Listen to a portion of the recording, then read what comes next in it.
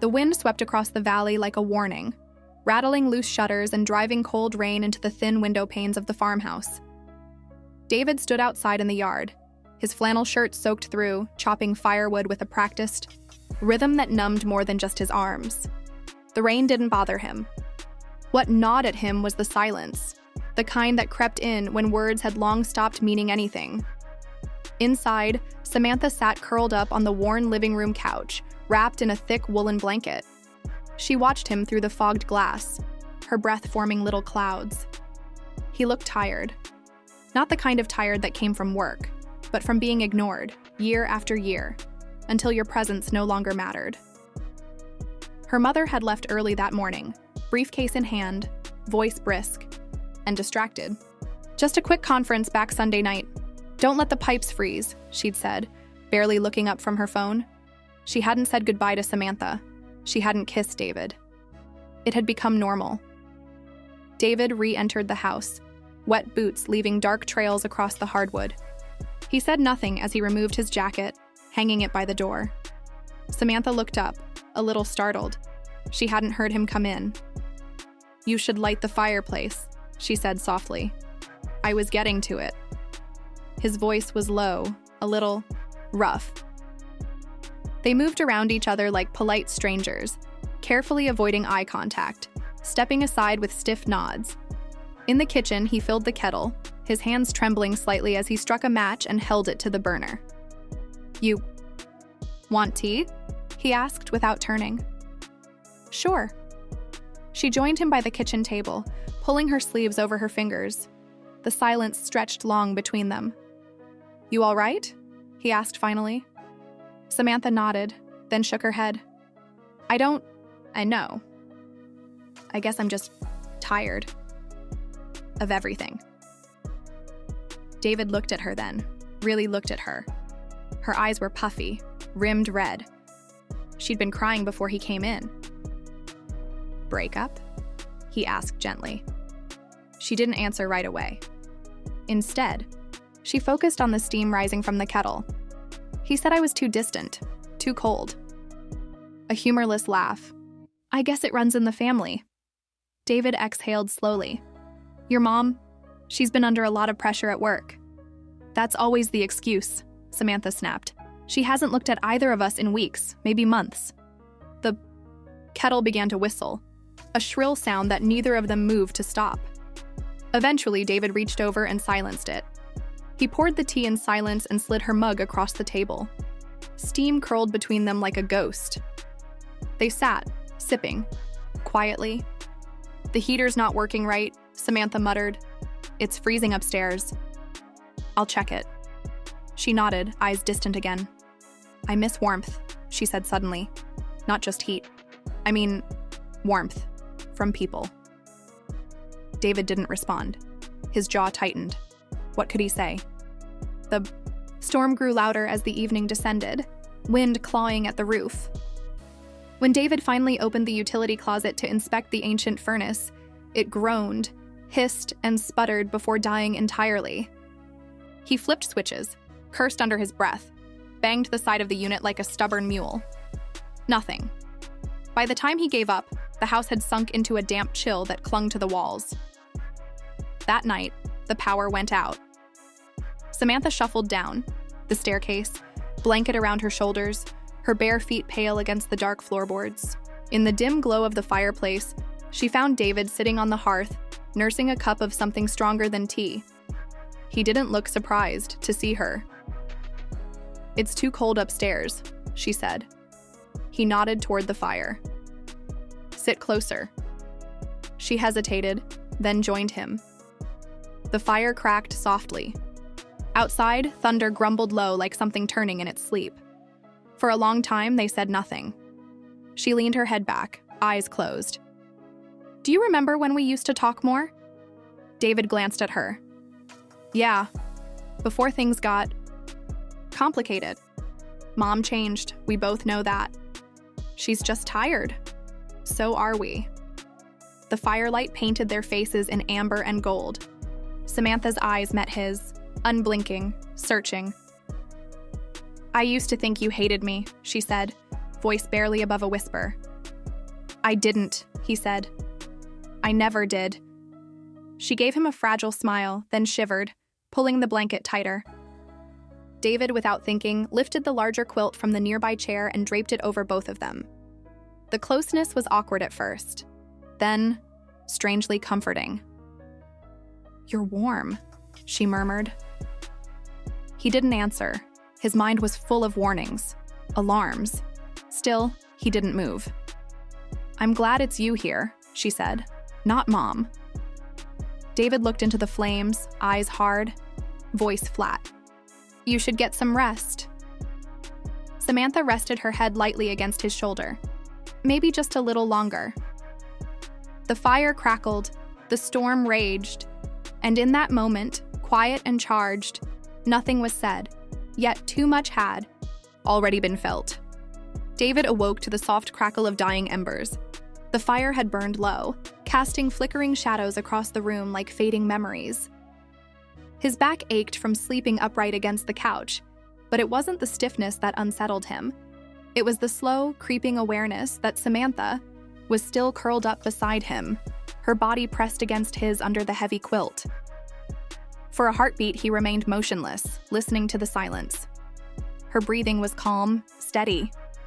She hadn't stirred. But the weight of her presence pressed against him in ways he hadn't prepared for. It was innocent, perhaps, but not uncharged. He carefully shifted away, letting the blanket slip from his shoulder. The space between them grew by inches, but the guilt filled the gap instantly. He stood, moving quietly to the kitchen to make coffee. As the water boiled, he leaned against the counter, gripping the edge hard enough that his knuckles whitened. This wasn't supposed to feel complicated. She was just cold, just lonely. So was he. Footsteps padded behind him. He didn't have to turn to know it was her. You didn't sleep well, she said. I wasn't trying to, he replied, forcing lightness into his tone. She stepped closer. Last night wasn't weird for you, was it? David turned, meeting her gaze. She wore one of his oversized sweatshirts now, sleeves hanging past her hands.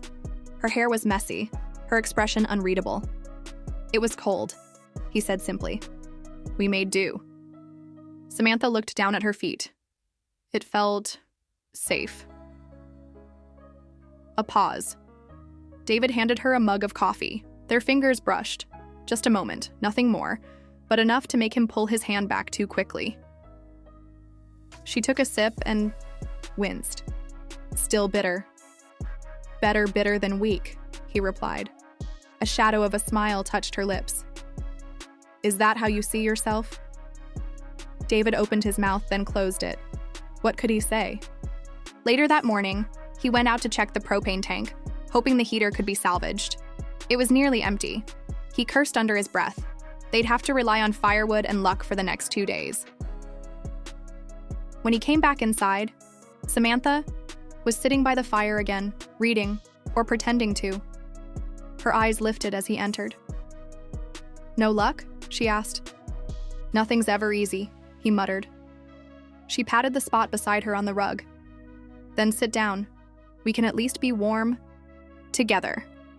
He hesitated. Maybe you should keep some distance. Her eyes narrowed, not in anger, but in quiet challenge. Because of last night? Because it's better that way. She turned back to the fire. You think something's wrong with the way I feel. I think feelings don't always care about what's right. Another silence fell between them, thicker than before. The fire snapped loudly, throwing sparks. Finally, Samantha said, When my dad left, I was 10. He just stopped coming home. No warning, no goodbye. And Mom never filled the space he left. Not really. You came in with your rough hands and your quiet way, and I thought, maybe you'd see me. David looked down, fists clenched at his sides. I did see you, he said. I still do. She turned toward him again. Then don't pretend you didn't feel what I felt last night. He inhaled sharply. Samantha, we can't cross lines we can't uncross. Who crossed anything? She whispered. I'm just asking you not to lie. She leaned her head against his shoulder again, more deliberately this time. The warmth of her lingered too long, and David didn't move away.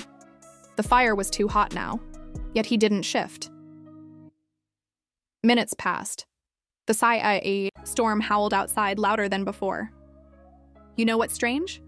she said softly. "Last night I felt like I finally belonged in this house." David's voice was low, strained. "It's not real. This feeling. It's just the storm. The cold. It'll pass." "Maybe," she said. "But right now, it's the only thing that feels honest." The rain beat against the windows like knuckles at a locked door. When she turned to look at him again, her eyes were searching, hopeful, trembling. He didn't kiss her. She didn't kiss him. But something wordless passed between them, a shared admission neither dared speak aloud. David stood abruptly. "I'm going to bring in more firewood," he muttered, walking out without looking back. Samantha sat alone in the glow of the fire, the echo of his warmth still on her skin. Her voice, once he was gone, barely broke the silence. "But you didn't say no." By Sunday morning, the storm had passed. The clouds thinned to ribbons, and pale light crept through the windows, illuminating the aftermath like the end of a fever dream.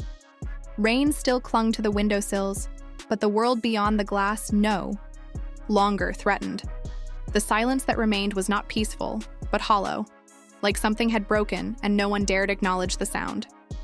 David stood at the sink, rinsing a pan with slow, deliberate movements. The kitchen smelled of ash and damp wood.